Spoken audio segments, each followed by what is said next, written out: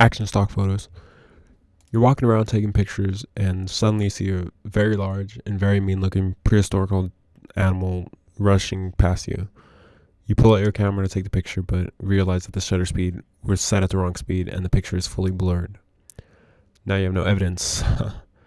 Action stock photos can be very profitable. If you take the picture right and compose it right, your photo can be worth quite some money. Action photography is primarily done with objects that are in motion, obviously. For stock photos, you need an action going on and must shoot the action. There are primarily two different ways to capture motion when taking photos. One way is to use stop motion. What stop motion photography does is it freezes the motion. If you had someone spit and took a picture that used stop motion, the spit would freeze in midair, kind of like Spider-Man, you know. To achieve stop motion in photography, simply set the shutter speed very fast. Stop motion photographs can be very cool looking and very profitable. If you use stop motion creatively, you can take some very interesting pictures.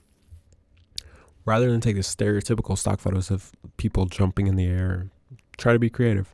Think of everything in your life that has motion and see how it would look with stop motion. Another way to capture motion is by using a very slow shutter speed. A very slow shutter speed will make the motion in the picture look blurred. It's important to use a tripod so that the motion is blurred, but the overall picture isn't.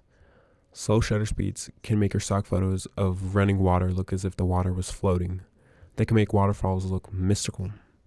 As with stop motion, be creative when taking pictures of action using slow shutter speed. Probably one of the most common stock photos I see that uses a slow shutter speed is with cars.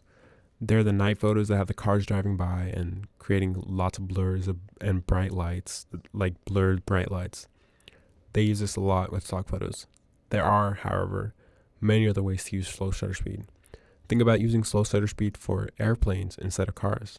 Maybe at boats at night with their lines creating blurs.